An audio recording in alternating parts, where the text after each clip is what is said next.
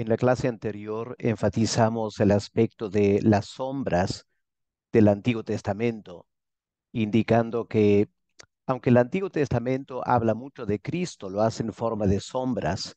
Los sacrificios, todo el tabernáculo apuntaba a Cristo, pero también habían muchas imperfecciones en todo el sistema de sacrificio y de culto a Dios en el Antiguo Testamento. Por eso no es una sorpresa que el tema de la salvación en el Antiguo Testamento también tiene elementos de sombra. La salvación de Israel en el Antiguo Testamento es una sombra de la perfección de la salvación en Cristo. Por eso el tema en esta clase es la imperfección de la salvación, usando la palabra imperfección entre comillas quizás, y vamos a enfocar sobre la apostasía espiritual de Israel en el Antiguo Testamento. Creo que queda bastante claro cuando leemos la Biblia que el ser humano es débil frente al pecado.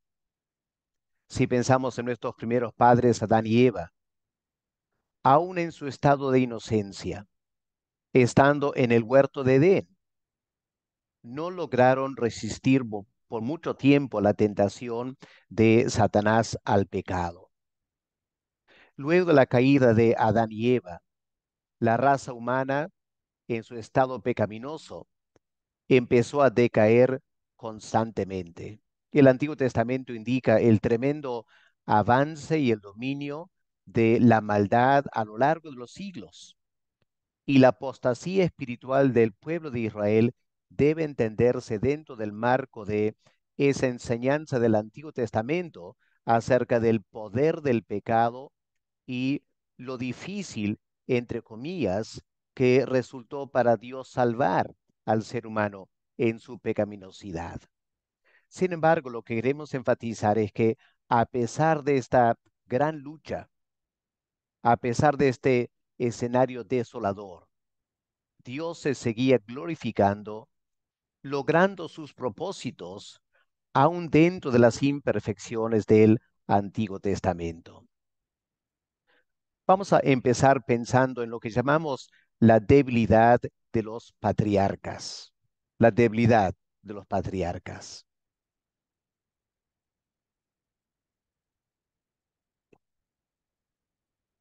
Abraham obviamente fue un gran hombre de fe.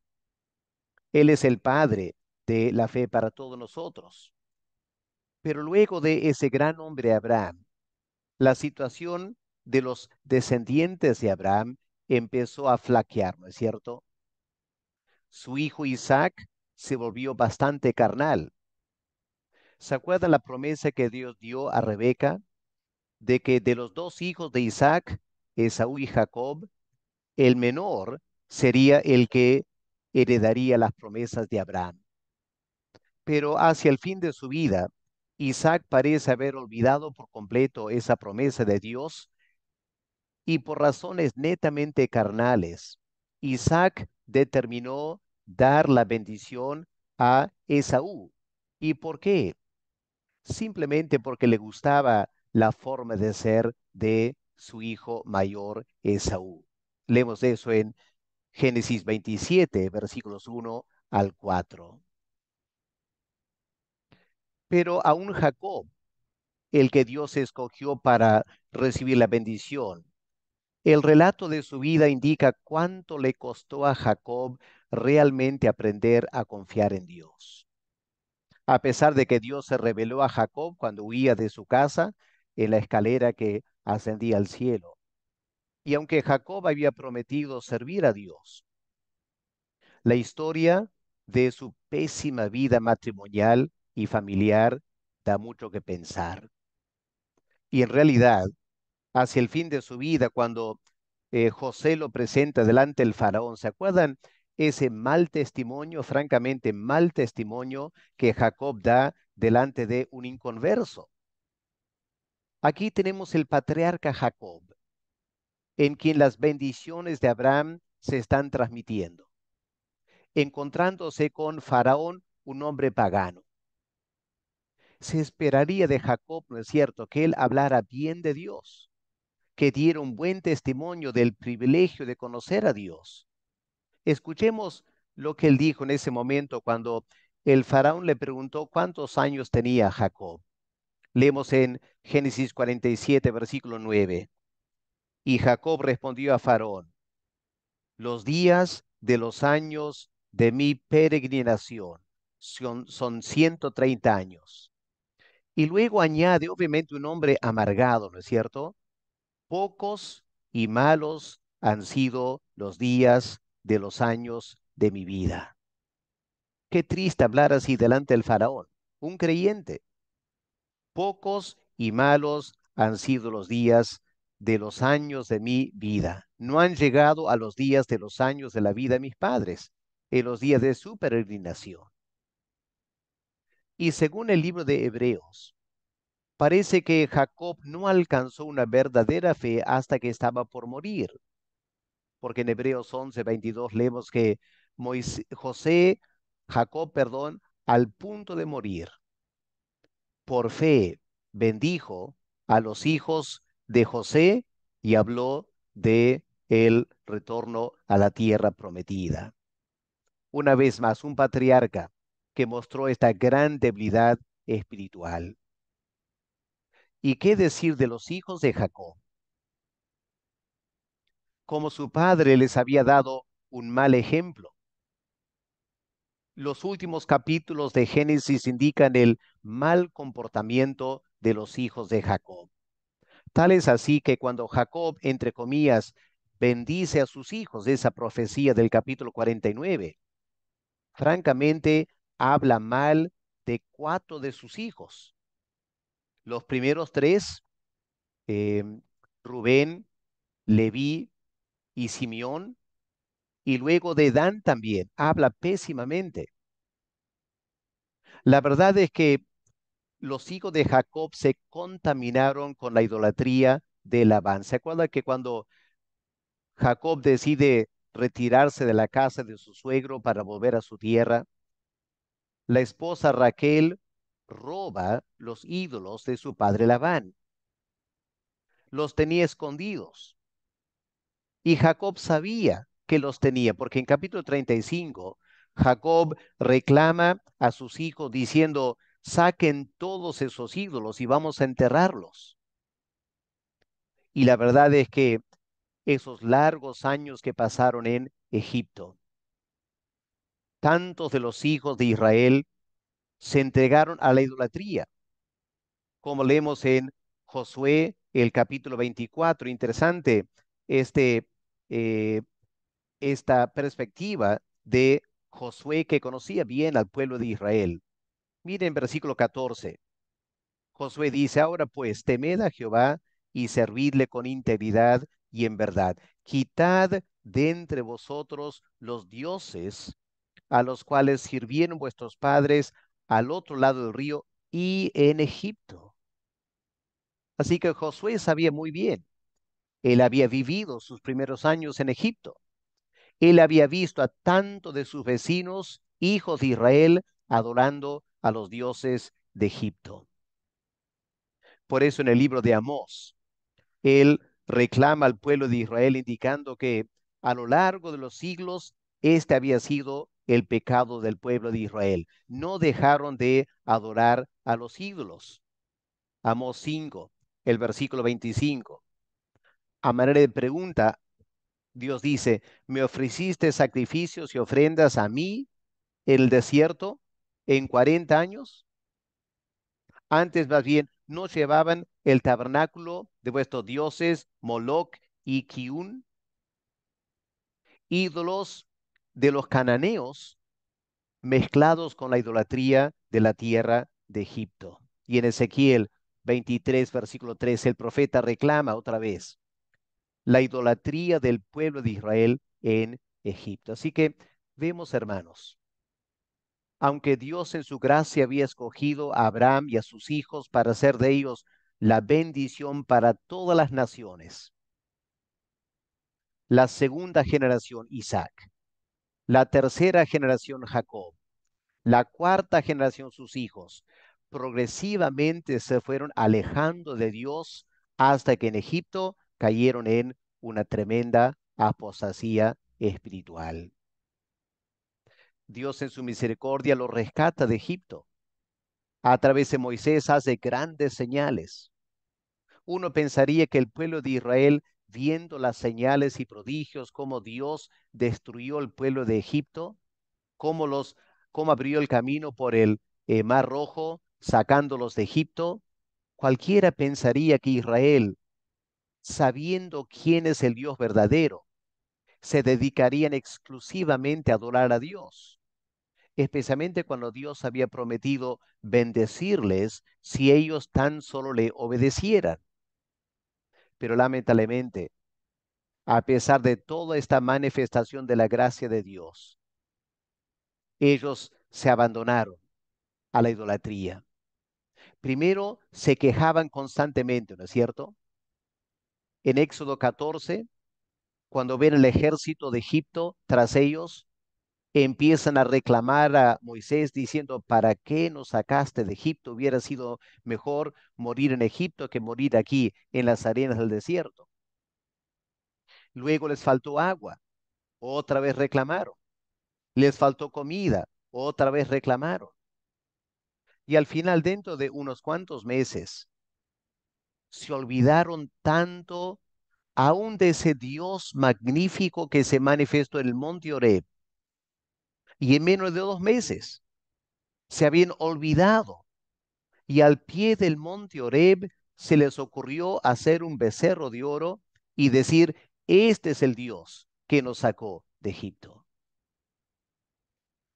Hermanos, vemos aquí cómo Dios quería salvar a Israel, pero Dios tenía una tremenda lucha con este pueblo.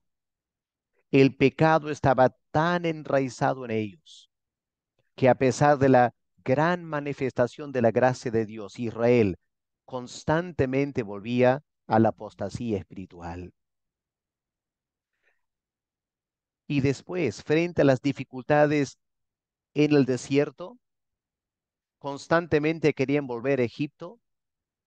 Y cuando los espías fueron a ver la tierra prometida, volvieron diciendo, efectivamente es una buenísima tierra, pero entre las grandes ciudades y los defensores no creían que Jehová podía salvarles. Ese gran Dios que los había salvado de Egipto, la falta de fe en Dios les llevó a rebelarse contra Dios. Y Dios al final decidió juzgar a toda esa generación que salió de Egipto. Y todos murieron en el desierto.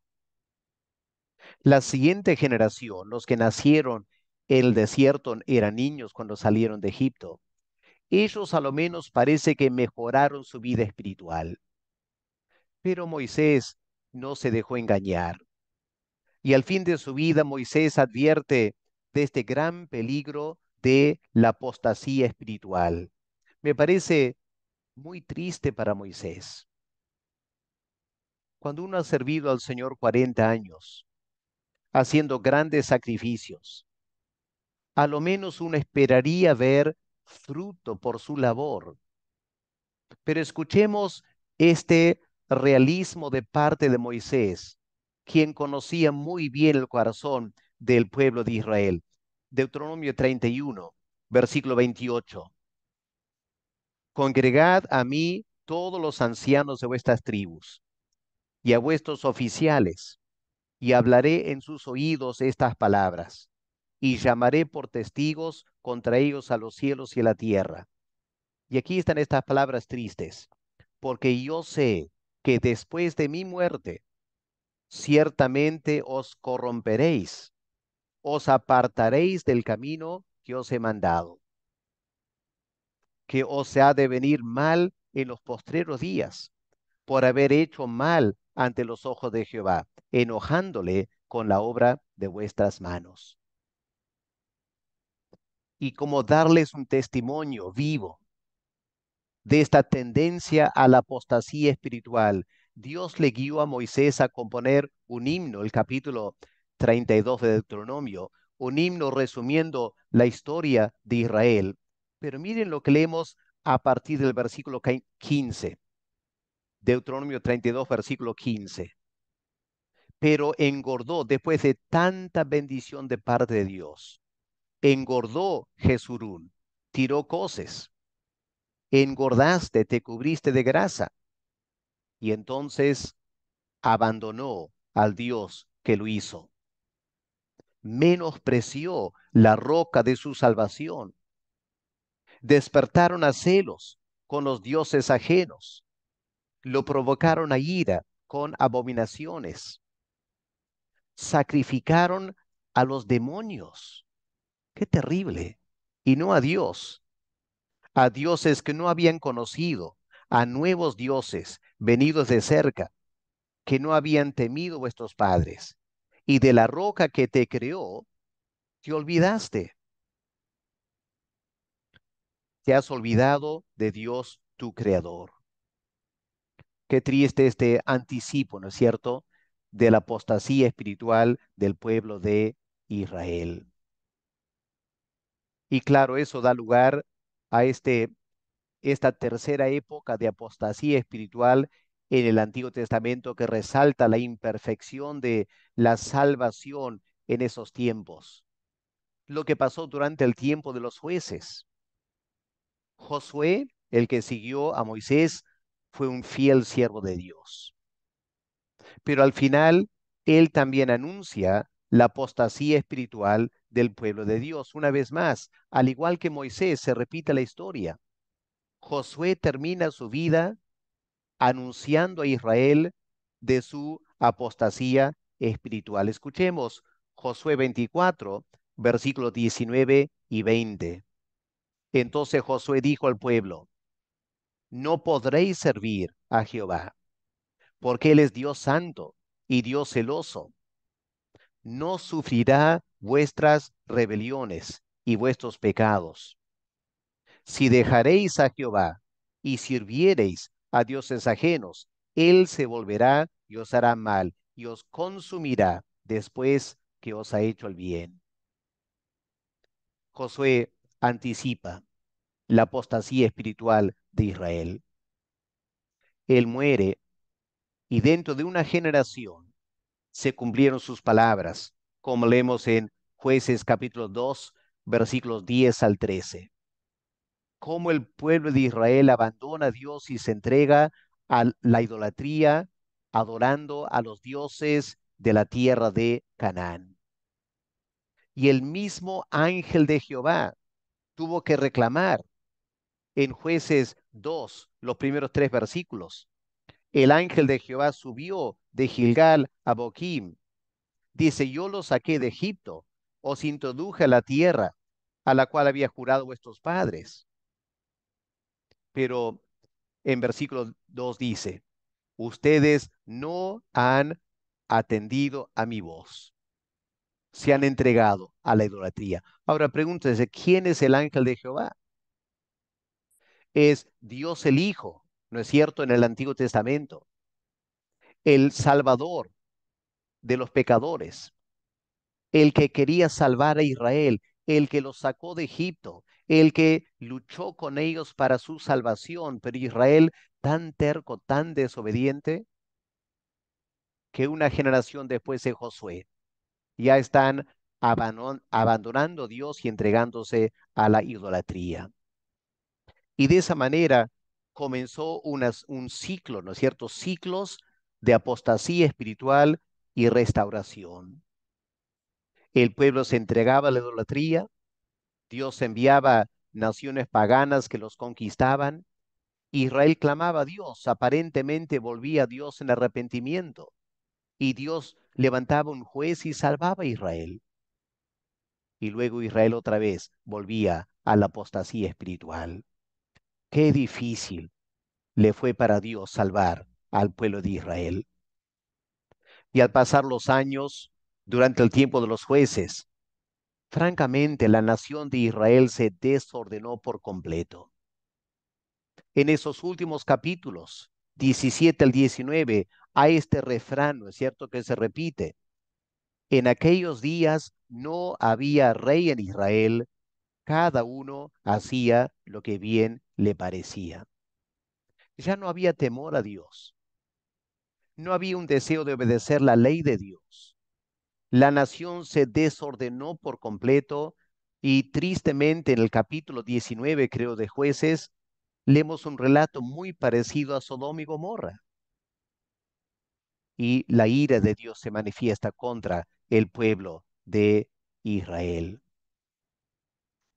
Dios en su misericordia levanta al rey David, porque en alguna manera el último juez de Israel, Samuel, fue el que ungió al rey Saúl. Ahora, en ese tiempo los filisteos habían conquistado mucha parte del territorio de Israel. El pueblo de Israel no sabía qué hacer. En vez de confiar en Dios, querían confiar en los hombres. Pidieron un rey, diciendo, las demás naciones tienen rey, queremos tener un rey nosotros. Nombraron al rey Saúl, pero francamente Saúl fue un desastre. Y al final, cuando él muere dejando casi todo el territorio de Israel bajo el dominio de los filisteos. La apostasía espiritual era casi total. Ahora Dios levanta a David y David salva a Israel de los filisteos. David establece la monarquía.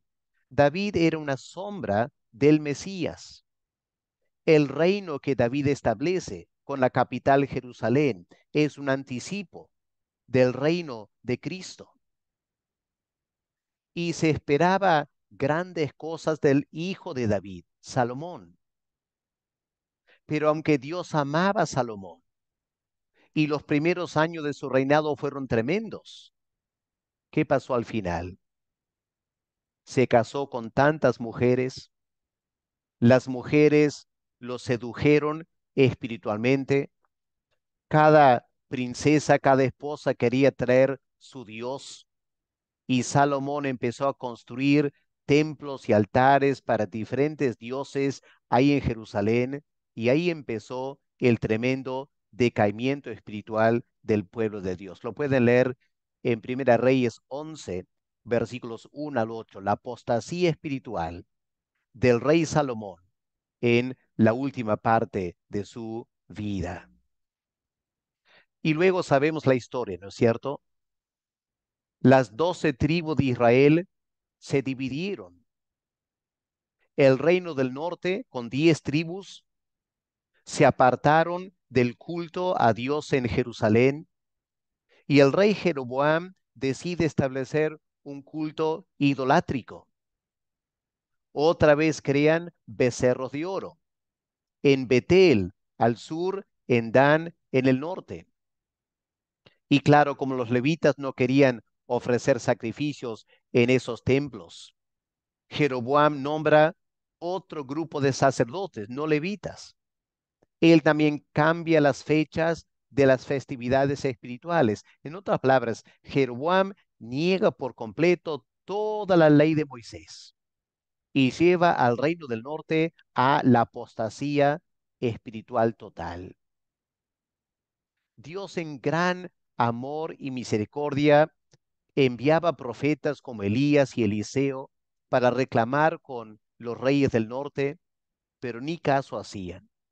La idolatría se acrecentaba más y más, y al final Dios no tuvo alternativa que enviar a los asirios, conquistaron a las 10 tribus y fueron llevadas al exilio y el reino de Israel se acabó. El reino del sur se mantuvo más fiel por algunos años, tuvieron mejores reyes, algunos a lo menos. Pero lamentablemente aún en el sur, varios reyes descendientes de David también se apartaron de Dios y cometieron gran apostasía espiritual. Permítame leer algunos relatos porque es muy importante eh, recordar y saber cómo la apostasía espiritual se estableció en el reino del sur. porque vamos a ver más adelante que toda esta apostasía de Israel del Antiguo Testamento es una lección para nosotros, para la iglesia. El apóstol Pablo dice, ¿no es cierto? 1 Corintios 10. Todas estas cosas del Antiguo Testamento pasaron al pueblo de Israel y están narradas en la Biblia. ¿Para qué? Para que nosotros en la iglesia aprendiéramos de ella. Porque lamentablemente la iglesia también corre un gran peligro de la apostasía espiritual. Así que leamos algunos relatos ahora y tratemos de aplicarlo a la iglesia en nuestros tiempos. Vamos a empezar con el mismo rey Roboam, que era el hijo de Salomón. Miren cuán rápidamente se estableció la apostasía espiritual y por qué también.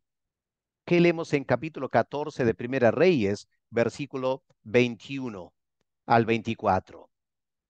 Dice, Roboam, hijo de Salomón, reinó en Judá. De 41 años era Roboam cuando comenzó a reinar, y 17 años reinó en Jerusalén, ciudad que Jehová eligió de todas las tribus de Israel para poner así su nombre. Ahí está la gracia de Dios, ¿no es cierto? Pero miren aquí este detalle importante en la Biblia. El nombre de su madre fue Naama, amonita. Así que Salomón, entre sus esposas, se casó con una mujer de los hijos de Amón. Ahora, el nombre Naama significa placentera o hermosa.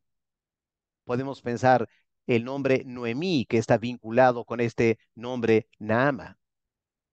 Pero, ¿quién eran los hijos de Amón? Eran descendientes de Lot, de esa relación incestuosa con sus dos hijas. Podemos decir entonces que el ADN de esta esposa de Salomón, Naama, era el ADN de Sodoma y Gomorra. Ella fue la madre de Roboam. ¿Será que eso explica lo que ocurre ahora durante su reinado? Versículo 22. Judá hizo lo malo ante los ojos de Jehová.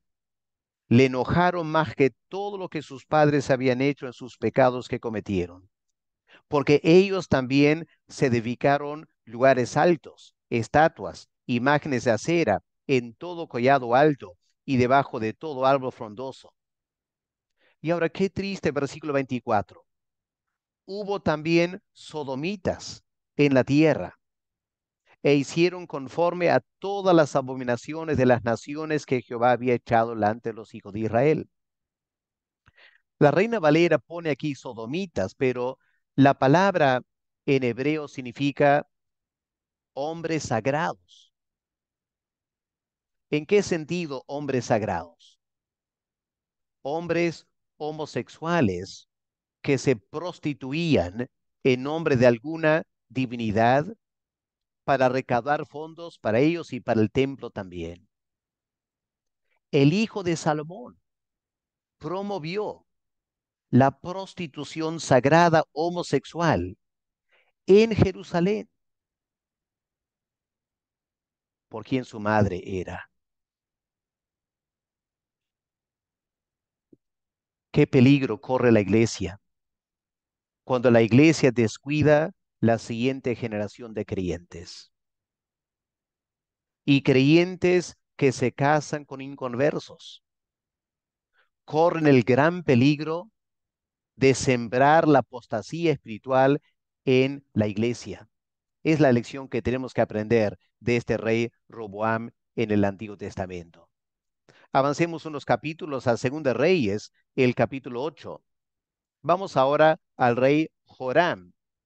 ¿Qué leemos en versículo 16 al 18 de Segunda Reyes, capítulo 8?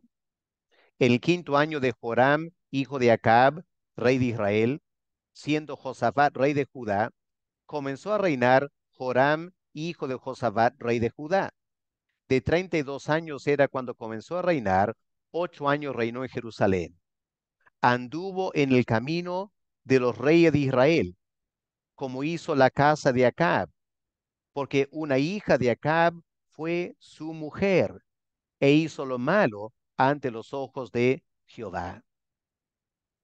Noten aquí entonces otra vez el impacto de un mal matrimonio. Acab se casó con Jezabel, el rey de Israel. Jezabel introdujo la idolatría a Baal en el reino del norte. Y aquí tenemos Joram casándose con la hija de Acab. Ahora, ¿por qué? Bueno, su padre Josafat había sido un buen rey, pero Josafat se hizo amigo de Acab, un cristiano haciéndose amigo y socio con un inconverso. Y al final Josafat coordinó el matrimonio entre su hijo, Joram, y el hijo de Acab para fines políticos. Y aquí, hermanos, aprendemos el gran peligro cuando líderes de la iglesia empiezan a coquetear con el mundo, con la política, y para promover intereses políticos, de poder, etcétera, empiezan a tomar decisiones, afecta, peligra la vida espiritual de la iglesia. Y este rey Joram, por su matrimonio, se deja extraviar espiritualmente y permite a toda la nación de Judá entrar en la apostasía por este mal matrimonio hecho por fines políticos. Si continuamos leyendo ahora, ¿qué pasó con el hijo de Joram, Ocosías? Versículo 25. En el año 12 de Joram, hijo de Acab, rey de Israel, comenzó a reinar Ocosías, el hijo de Joram, rey de Judá. De 22 años era Ocosías cuando comenzó a reinar. Reinó un año en Jerusalén. El nombre de su madre fue Atalía, hija de Omri, rey de Israel. Anduvo en el camino de la casa de Acab e hizo lo malo ante los ojos de Jehová, como la casa de Acab, porque era yerno de la casa de Acab. Así que Ocosías también tenía este vínculo con Omri, con la casa de Acab, y él hizo lo malo ante los ojos de Dios, otra vez la apostasía espiritual por motivo de este mal vínculo matrimonial. Luego entra Atalía, una reina. Ella decide apoderarse del trono cuando Ocosías muere. Leemos esto en Segunda de Reyes, em, el capítulo 11 creo que es. No coloqué aquí bien el capítulo. A ver, vamos a chequear un momento. Capítulo 8. em,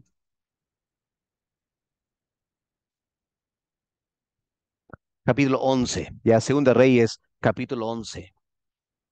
Atalía, la madre de Ocosías, cuando su hijo murió. Qué interesante. En vez de querer que su hijo, otro hijo, asumiera el trono, ella misma decide tomar el mando. ¿Por qué? Porque estaba vinculada con Jezabel a través de Acab. Y esta mujer, similar a Jezabel, quiere asumir el poderío. Ella, igual que Jezabel, introduce la idolatría de Baal en el pueblo, porque leemos en el versículo 18, Segunda Reyes 11, 18, y todo el pueblo de la tierra entró en el templo de Baal en Jerusalén, un templo a Baal en Jerusalén, por culpa de esta reina Atalía. Bueno, podemos continuar con el rey Acaz, el rey Manasés. Qué triste. La monarquía de David, un hombre conforme al corazón de Dios, pero por malos matrimonios se entregaron a la apostasía espiritual por asuntos políticos, querer copiar otras naciones. Acaz, por ejemplo, fue a Damasco, vio un tremendo altar en Damasco y él decide copiar ese altar para quedar bien con el rey de Damasco. y luego coloca a un lado el altar que Dios había ordenado y hizo un desastre del culto en Jerusalén, rompiendo todas las leyes de Dios, simplemente para estar al día, estar actualizado, copiando al mundo en el culto en Jerusalén. ¿Acaso no suena familiar eso? Cuando la iglesia empieza a copiar del mundo, de sus artistas, de sus estilos de conciertos, con los músicos demostrando sus habilidades, cayendo en toda clase de orgullo y vanagloria, y la iglesia empieza a copiar esos modelos. ¿Cómo podemos esperar que la iglesia va a mantenerse pura y fiel al Señor cuando no estamos aprendiendo de la apostasía espiritual de Israel? Y la iglesia, en vez de aprender, cae en cosas muy similares. Al final, ¿qué pasó con la nación de Judá? Dios entregó a Judá también al exilio, en este caso a los babilonios. Ahora, ambos exilios, tanto el de Asiria, el reino del norte, como en Babilonia, el reino del sur, fue traumático para Israel. La gran ciudad de Jerusalén fue destruida. El templo donde Dios se había manifestado en su gloria también fue destruido. Pasaron años en el exilio. Cuando volvieron ya decididos nunca más cometer idolatría. Y en realidad fueron bastante fieles a ese compromiso. Pero como leemos en Esdras, volvieron de Babilonia con tremendo fervor para reconstruir el templo. Dios estaba bendiciéndoles.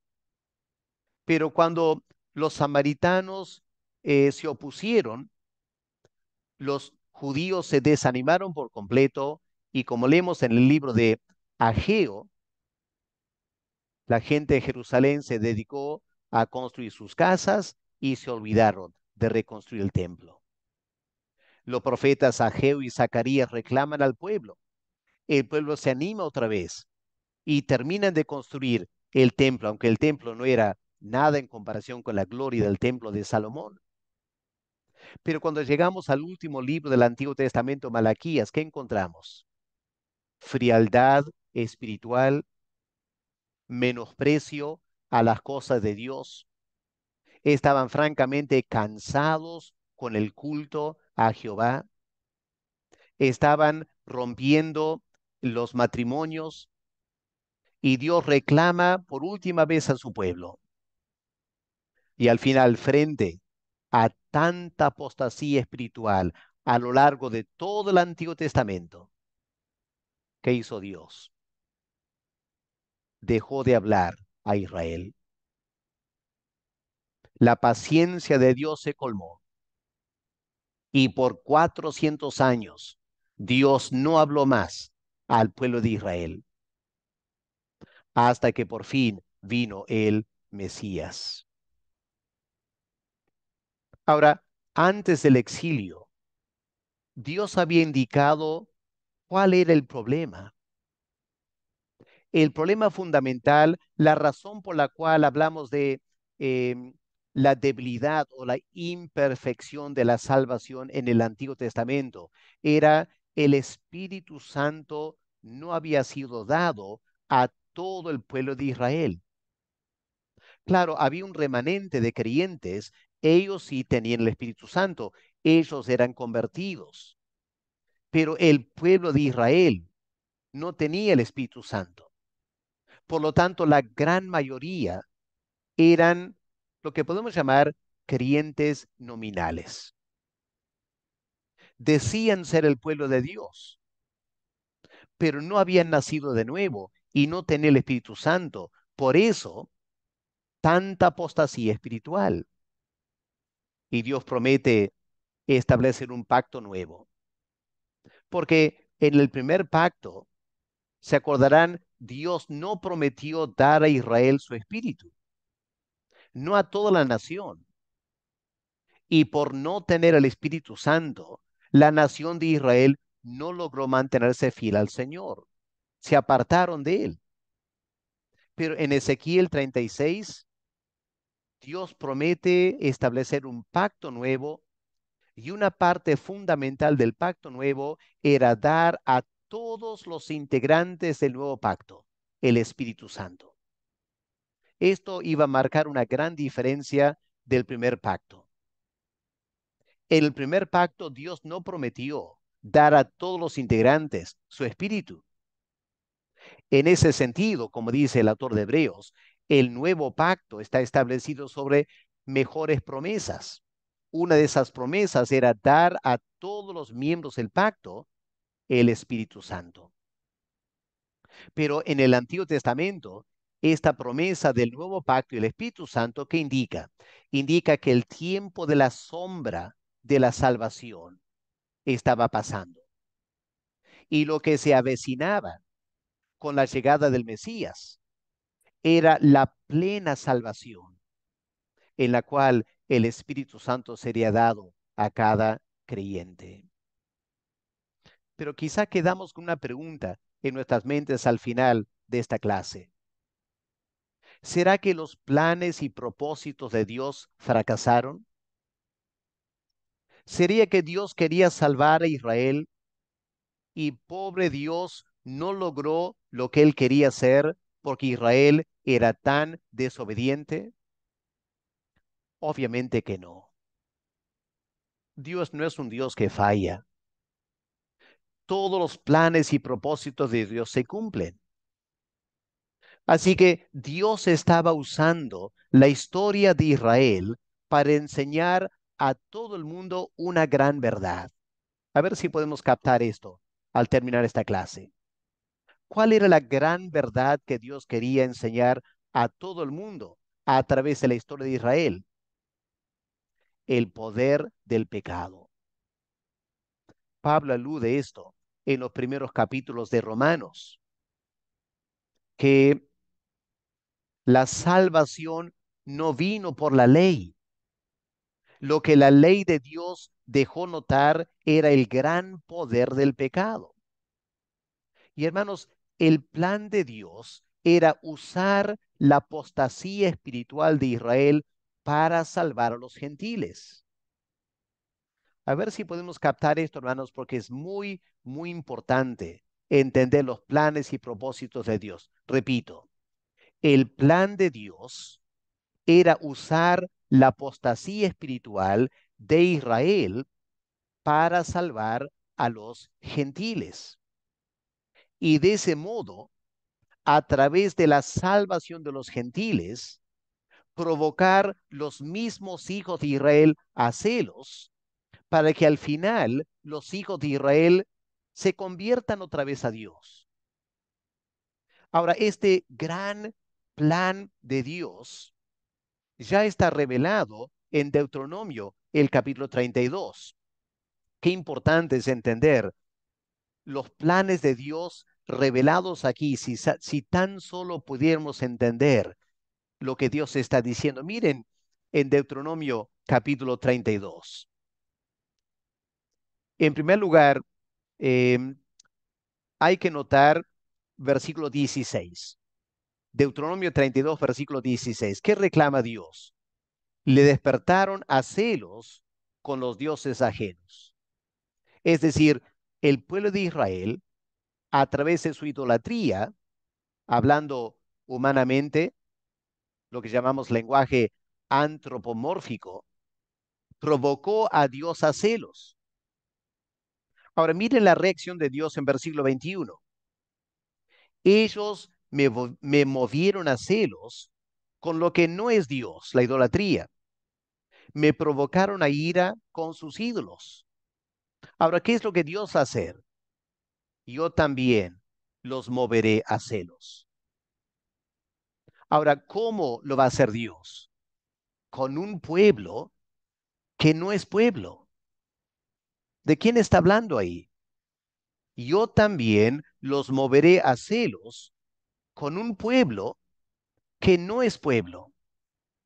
Los provocaré a ira con una nación insensata. Así que la gran pregunta es, ¿de qué pueblo está hablando Moisés aquí? ¿De qué pueblo está aludiendo Dios en esta palabra profética de Moisés? Un pueblo que no es pueblo, una nación insensata. Bueno, tenemos que ir a Romanos 9 al 11 para leer lo que el apóstol Pablo explica sobre todo esto. Y hermanos, si miramos un momento en Romanos capítulo 9, vamos a ver cómo el apóstol Pablo enfatiza pensando en la apostasía espiritual de Israel en el Antiguo Testamento. El apóstol Pablo quiere enfatizar los planes y propósitos de Dios no fallaron, jamás fallaron, jamás van a fallar, porque Dios no es un Dios que falla. Todo lo que Dios hace se cumple. Todos sus planes y propósitos se cumplen al pie de la letra. No puede ser de otro modo porque Él es Dios. Él no está experimentando con nosotros. Él no está probando, intentando a ver qué funciona, qué no funciona. No, eso es lo que los hombres hacen. Dios hace todo bien de primeras. Ahora, leamos Romanos 9, versículo 6. No que la palabra de Dios haya fallado. Es lo que un judío podía pensar en el tiempo de Pablo, cuando Pablo repasa la historia de Israel. Y ahora que Pablo está predicando el Evangelio y los judíos rechazan el Evangelio y los gentiles se están convirtiendo. Pablo escucha a un judío preocupado diciendo, Pablo, ¿será que la palabra de Dios ha fallado? Esta palabra de tomar una nación y hacer de Israel una nación especial, ¿ha fallado esta palabra? No, dice el apóstol Pablo. Es imposible que la palabra de Dios falle. Y luego, al estilo de Pablo, a través de preguntas y respuestas, el apóstol Pablo aclara el panorama de la historia de la salvación en el Antiguo Testamento. Qué importante, hermanos, es para nosotros leer y meditar muy bien estos capítulos. Estas preguntas y respuestas del apóstol Pablo. Miren en versículo 1, Romanos 11, versículo 1. Digo pues, Pablo plantea preguntas retóricas para que la persona que está leyendo piense. Digo pues, ¿ha desechado Dios a su pueblo Israel por tanta apostasía espiritual? ¿Será que Dios los ha desechado? ¿Que los planes y propósitos de Dios han fallado? En ninguna manera, dice Pablo. Imposible que Dios haya desechado lo que él propone hacer. Ahora, miren versículo 11. Otra pregunta. Digo pues, ¿han tropezado los de Israel para que cayesen? Es decir, para que queden totalmente descalificados y Dios no querrá tener nada más que ver con Israel. En ninguna manera, responde Pablo. O sea, Pablo está contestando preguntas muy naturales que podemos hacer frente a la apostasía espiritual de Israel. Pero Pablo recalca, los planes y propósitos de Dios jamás han fallado. Y luego, qué interesante, en Romanos 10, versículo 19 y 20, ¿qué pasaje cita Pablo? ¿Pueden mirar en sus Biblias? Romanos 10, versículo 19 y 20. Qué interesante este pasaje que Pablo cita aquí. También digo, ¿no ha conocido esto Israel? Es decir, ¿Israel acaso no ha entendido los planes y propósitos de Dios?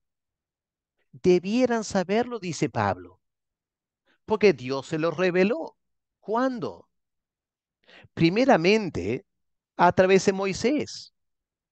Yo os provocaré a celos con un pueblo que no es pueblo. Con pueblo insensato os provocaré a ira. ¿Entiende lo que Pablo está diciendo? ¿Quién es este pueblo que no es pueblo, que Dios está usando para provocar a celos? Los gentiles, los gentiles. Por lo tanto, en el tiempo de Pablo, la conversión masiva de gentiles y el endurecimiento de los judíos. No era casualidad, no se explica tampoco por cosas humanas.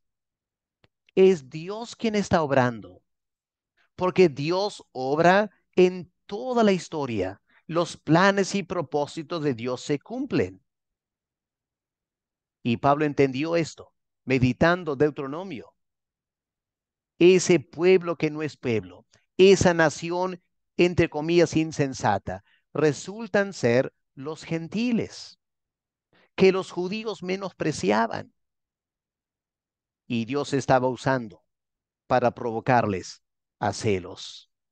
Por eso en Romanos 11, versículo 25, ¿qué dice el apóstol Pablo? Porque no quiero, hermanos, que ignoren este misterio, para que no sean arrogantes ustedes los gentiles en cuanto a ustedes mismos. Y Pablo dice aquí, este es el plan de Dios. Ha acontecido a Israel endurecimiento en parte, pero la explicación no es la debilidad humana. La explicación no es el poder del pecado Satanás. No, la verdadera explicación es el poder de Dios, los planes y propósitos de Dios. Es Dios quien ha permitido este endurecimiento. ¿Y por qué lo ha permitido? Para dar lugar a los gentiles. Pablo dice, hasta que haya entrado en la iglesia, en la salvación, la plenitud de los gentiles. Ahora, ¿qué va a pasar después? Dice Pablo. Una vez que la plenitud de los gentiles hayan sido salvos, luego todo Israel será salvo. Pablo afirma entonces que en los últimos tiempos, una vez que la iglesia gentil ha llegado a la totalidad de los salvos, se va a invertir la historia. Los gentiles ahora serán endurecidos y los judíos entrarán al pueblo de Dios y a la salvación final. Este es el plan de Dios. Permite la apostasía espiritual de Israel para que el Mesías muera en la cruz. La muerte del Mesías da lugar a la predicación del Evangelio. Los judíos endurecidos no aceptan el Evangelio. Este pueblo, que no es pueblo, esta nación insensata, todas las naciones de la tierra, los gentiles, abrazan el Evangelio por la gracia de Dios. El Evangelio avanza por 2000 años en todo el mundo. Pero Pablo advierte, al final, ¿qué va a pasar? Al final, la iglesia gentil caerá en apostasía espiritual. Eso también lo va a permitir Dios. Y cuando la iglesia gentil caiga en la apostasía espiritual, Dios trabajará con los judíos y una enorme cantidad de judíos se va a convertir en los últimos tiempos. Ahora escuchen la conclusión de Pablo. Qué emocionante, qué conmovedor la conclusión de Pablo. Romanos 11, versículo 32. Porque Dios sujetó a todos en desobediencia. Primero a los judíos para que los gentiles sean salvos. Luego a los gentiles para que los judíos sean salvos. Dios sujetó a todos en desobediencia para tener misericordia de todos en su debido tiempo. Y Pablo queda asombrado con este entendimiento que el Espíritu Santo le ha dado del plan de salvación de Dios. Y por eso Pablo está en esta doxología. Oh profundidad de las riquezas, de la sabiduría, de la ciencia de Dios. Cuán insondables son sus juicios, inescrutables sus caminos. Porque ¿quién entendió la mente del Señor? ¿O quién fue su consejero? ¿Quién le dio a él primero para que le fuese recompensado? Porque de él y por él y para él son todas las cosas. A él sea la gloria por los siglos. de los siglos. Así que, hermanos, el Antiguo Testamento habla de la salvación de Dios. Muestra la apostasía del pueblo de Israel. Daría la impresión que la salvación de Dios había fallado, pero no. Dios estaba obrando un plan global. La salvación de Israel era solo un pequeño inicio de algo dramático y grandioso. Y el plan de Dios es salvar hombres y mujeres de toda lengua, tribu y nación. Así que si el día de hoy nos encontramos como parte de esa iglesia, demos gracias por el propósito que Dios tiene para nuestras vidas. Pero como iglesia gentil, aprendamos de la historia de la apostasía de Israel. Pidamos a Dios la gracia para evitar esos pasos que conllevan la apostasía espiritual. Dios nos ayude a guardarnos en la salvación y, si somos líderes, a trabajar todo lo que podamos para mantener la iglesia pura de aquellas tendencias que fácilmente pueden llevar a la apostasía de la iglesia, al igual que llevaron a la apostasía de Israel. Dios nos ayude a entender este tema que es extenso y profundo, pero también de gran bendición para nosotros, porque vemos la mano de Dios obrando soberanamente a lo largo de la historia de este planeta. Que Dios les bendiga.